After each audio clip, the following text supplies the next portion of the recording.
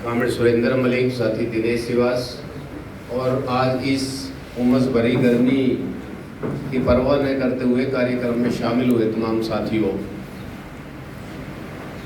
हरियाणा में एक कहावत है, वह कहावत है कि भाई तकड़ा ने देख के डरियो ना और माड़ा ने देख के गुड़ियो ना, है ना कहावत। ये एक संतुलन बनाने का पक्ष है, मतलब कमजोर अपने हकों के लिए लड़ता है और जो तकड़ा है उसने उस पर हमला नहीं करना चाहिए, उनकी बात को स्वीकार कर लेना चाहिए। लेकिन चाहे वैश्विक राजनीति है और चाहे अपनी देश की राजनीति है, आज तकड़ा जो है, जो कमजोर तबका है, उस पर लगातार हमले कर रहा है। जो कमजोर तबके लड़ाई भी लड़ रहे हैं, लेकिन वो लड़ाई जो है और ज्यादा मजबूत करने की जरूरत है। तो साथियों, जो ये विषय भी आपने रखा है, साम्राज्यवाद का चरित्र और भारत में सांप्रदायिकता की चुनौती, कॉमरेड सुरेंद्र ने काफी विस्तार से रखा है, मैं इसमें तो नहीं जाऊंगा। लेकिन मैं ये कहना चाहूंगा कि जो साम्राज्यवाद है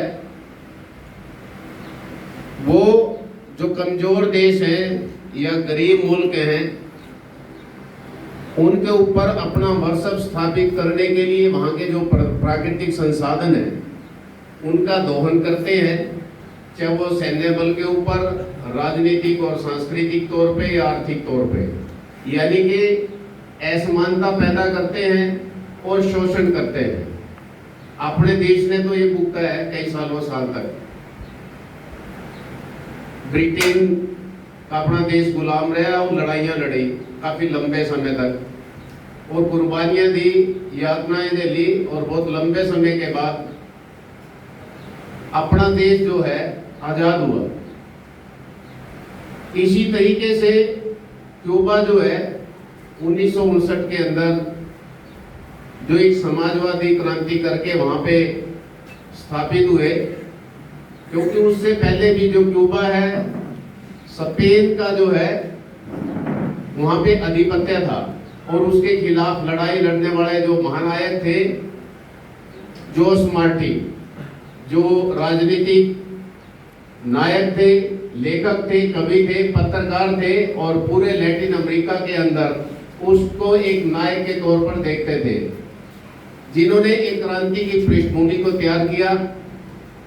हमारी पार्टी ने, क्योंकि जो क्यूबा के अंदर जो नाकेबंदी है अमेरिका के द्वारा, ये आह्वान किया कि जोस मार्टी का जो 28 जनवरी को जो जयंती होती है, जन्मदिन है, तब से लेकर के और जो फिदेल कास्ट्रो की जयंती है 13 अगस्त तक, तब तक अभियान चलाएंगे और साम्राज्यवाद के खिलाफ अभियान चलाएंगे और एकजुटता प्रकट करेंगे क्यूबा के साथ। साथियों, ये बात देखने की है कि 1962 से लगातार क्यूबा के ऊपर जो नाकेबंदी की गई है, जो आर्थिक प्रतिबंध लगाए गए हैं, तरह तरह से खरबों रुपए का नुकसान हुआ है क्यूबा को। लेकिन उसके बावजूद क्यूबा की सरकार ने वहां के नागरिकों के लिए मुफ्त शिक्षा उपलब्ध कराई है, स्वास्थ्य सेवाएं उपलब्ध कराई हैं और कला के क्षेत्र में भी बहुत उत्कृष्ट प्रदर्शन किया है। और केवल ये नहीं, बल्कि जो साउथ अफ्रीका के जो देश है जो गुलामी में थे, उनकी मदद की है और जो गोरे और काले का जो भेदभाव था उसको पाटने के लिए क्यूबा ने मदद की है।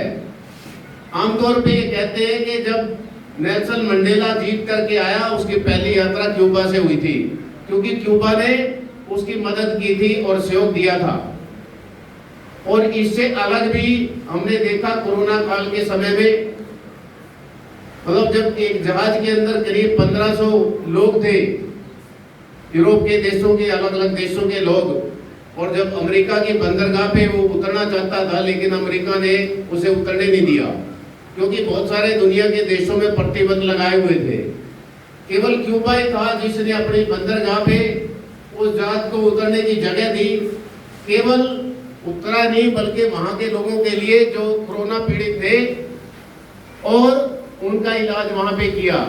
क्यूबा के अंदर कोई कोरोना की बीमारी नहीं थी, बल्कि तभी फैली। जैसे आपको पता है, सावित्रीबाई फुले जब प्लेग की बीमारी थी, एक अछूत बच्चे को जिसको कोई नहीं उठा रहा था देखभाल के लिए, उसको गोद में उठा करके लेकर के कैंप के अंदर गई थी और वो प्लेग से पीड़ित हुई थी और बाद में वो हमारे बीच में नहीं रही। तो इसी तरीके से क्यूबा ने भी एक इंसानियत के नाते बहुत बड़ा काम करके दिखाया है और 53 से ज्यादा देशों के अंदर डॉक्टर, नर्स, स्टाफ और दवाइयों की सेवाएं दी हैं। ये है अंतर्राष्ट्रीयवाद। हमारे प्रधानमंत्री तो विश्व कुटुंबकम की बात करते हैं, लेकिन आज जो फिलिस्तीन के ऊपर जो हमले हैं या ईरान के ऊपर हमले हैं या अलग अलग देशों के ऊपर भी जो किए जा रहे हैं, हमारे देश ने वो नीति छोड़ दी जो गुटनिरपेक्ष नीति थी। बोलते नहीं है विश्व शांति के लिए, वो क्यूबा ने करके दिखाया है और आज भी अंतर्राष्ट्रीयवाद के लिए वो सबसे अग्रणी रहता है। आज जब से ये डोनाल्ड ट्रंप जीत करके आया है, उसको आतंकवाद राज्य प्रायोजित सूची में डाल दिया है, जबकि क्यूबा ऐसा नहीं है, वो खुद आतंकवाद के खिलाफ है। उसको वहां पे भारी दिक्कतों का सामना करना पड़ रहा है, बिजली के मामले में भी, खाने के मामले में भी, और जो दवाइयां तैयार करता है, रॉ मटेरियल जो कच्चा माल है, उसके लिए भी। इन सब को देखते हुए हमारी पार्टी ने ये जो अभियान चलाने का फैसला किया है 13 अगस्त तक का। हरियाणा के अंदर भी 4 मई को सीपीआई और सीपीआईएम की ऑनलाइन मीटिंग हुई थी और उसमें ये राय बनी थी कि हरियाणा के अंदर भी एकजुटता कमेटी का गठन किया जाए और एक जोरदार अभियान चलाया जाए।